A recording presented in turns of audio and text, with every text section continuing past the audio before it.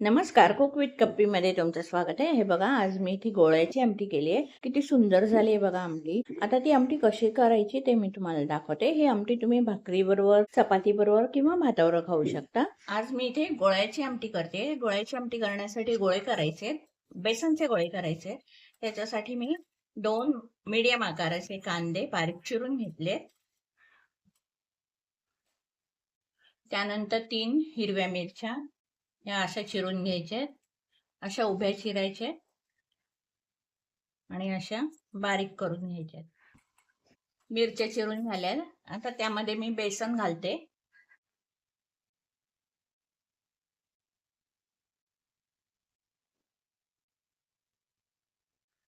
मी इथे बेसन 6 ते 7 चमचे घातले. चवीनुसार मीठ.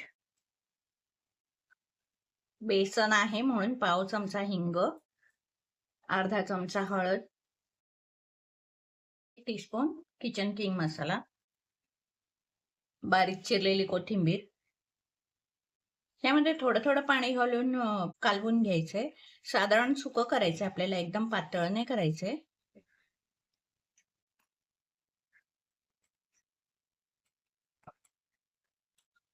हे बघा, असं घट्ट करायचं आपल्याला.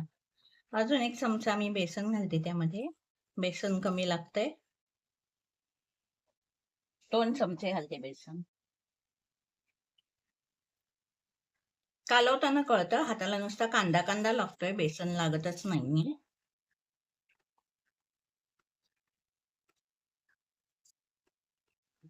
हे भिजवून ठेवते मी आणि आपण वाटण वगैरे होईपर्यंत ते भिजेल म्हणून इतक्यात पातळ नाही करायचे. त्यामध्ये अगदी चिमूटभर सोडा घालायचंय. सोडा घालून पुन्हा एकत्र करून घेते. थोडंसं पाणी घालायला लागणार आहे.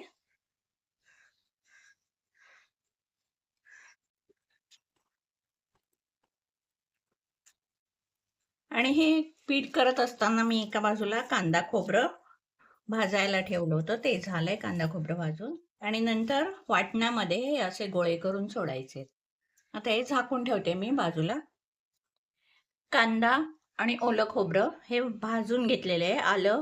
आलं, लसूण, कोथिंबीर, टोमॅटो हे सगळं वाटण आता मिक्सरमध्ये घालून मी बारीक करून घेते.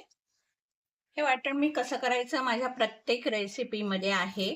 आता सुरमईची रेसिपी केली त्यामध्ये सुद्धा आहे. प्रत्येक मी वाटणाचा रस्सा करते त्यामध्ये हे सगळं वाटण कसं करायचं ते आहे. मी शक्यतो ओलं खोबरंच वापरते. सुकं खोबरं वापरलं तरी काही हरकत नाहीये. आता हे वाटून घेते मी. हे बघा, वाटून झालेलं आहे. आता ते परतवून घ्यायचंय. ते घेते मी परतवून. ह्यामध्ये मी कांदा घालते, थोडासाच घालते. छोटा कांदा अर्धा चिरून घेतलाय बारीक. कांदा का घालायचा, नुसतं आपण तेलात जर मसाला किंवा सुके मसाले किंवा वाटण घातल्यानंतर जळण्याची शक्यता असते, म्हणून थोडासा मी कांदा घातलाय. कांद्यामध्ये जर आपण मसाले टाकले तर ते जळत नाही. ते कांदा भाजून झालाय. त्यामध्ये पाव चमचा हिंग घालते. गॅस बारीक करते. पाव चमचा हिंग, अर्धा चमचा हळद आणि 3 चमचे कांदा लसूण मसाला घालते आणि मसाले परतवून घेते कांद्यामध्ये. कांद्यात मसाले परतवून झालेत. हे बघा, हे वाटण आहे ते मी वाटण घालून घेते.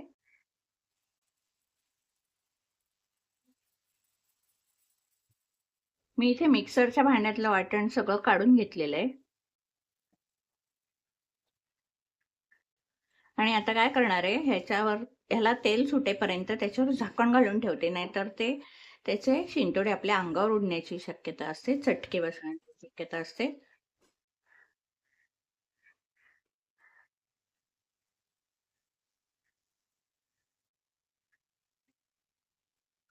वाटणामध्ये मी थोडं पाणी घालते. पाणी घालून पुन्हा झाकण घालून ठेवते.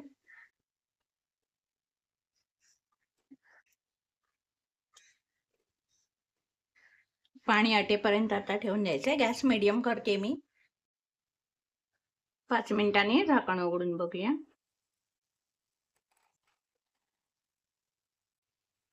आता मी काय करते, जरा गॅस मोठा करून वाटण परतवून घेते.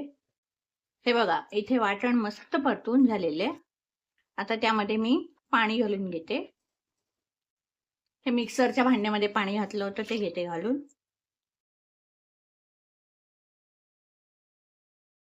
आता पुन्हा पाणी घालून घेते. आपल्याला हवं तेवढं पातळ करून घ्यायचंय. वाटणाच्या आमटीला ना काय करायचं, एकदाच काय ते पातळ रस्सा करून घ्यायचा, म्हणजे जास्त पाणी घालून घ्यायचं. अजून अर्धा ग्लास लागेल पाणी, म्हणजे एकूण 2 ग्लास लागतंय पाणी इथे. कारण आपल्याला ह्या रश्श्यामध्ये ना गोळेच उकळले गेले पाहिजेत. आणि आता ह्याच्यामध्ये चवीनुसार मीठ घालते.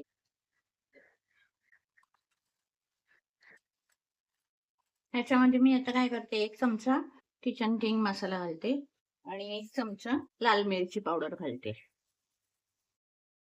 हे सगळं घालून एकत्र करून घेते आणि आता ही आमटी उकळायला ठेवते.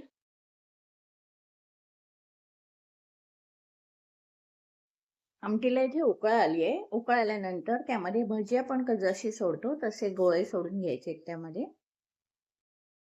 आणि लगेच त्याला पळी लावायची नाहीये, थोड्या वेळाने ढवळायचे. मी इथे उलटण्याने जरा ते गोळे परतवून घेते, जेणेकरून तळाला चिकटू नये. श्रावणात तुम्हाला वरण भात, डाळ भात खाऊन कंटाळा आला असेल तर अशी आमटी करा, तोंडाला चव येईल.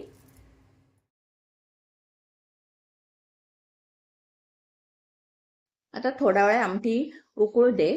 आणि आता हे गोळे वरती आमटीच्या रश्श्याच्या वरती तरंगायला लागले की समजायचं आपली आमटी तयार झाली. खूप छान लागते ही आमटी, करून बघा एकदा तुम्ही. ही बघा, थोड्या वेळाने आमटी किती छान उकळली आहे, त्यातले गोळे सुद्धा छान शिजलेले आहेत आणि आपली गोळ्याची आमटी तयार झाली आहे. आणि आता मी ती सर्व करते. ही गोळ्याची आमटी मी भाताबरोबर सर्व करते. तुम्ही भाकरी बरोबर, चपाती बरोबर, कशा बरोबरही खाऊ शकता. मग कशी वाटली गोळ्याच्या आमटीची रेसिपी? आवडली असेल लाईक करा, शेअर करा आणि माझ्या चॅनलला सबस्क्राईब करायला विसरू नका. धन्यवाद.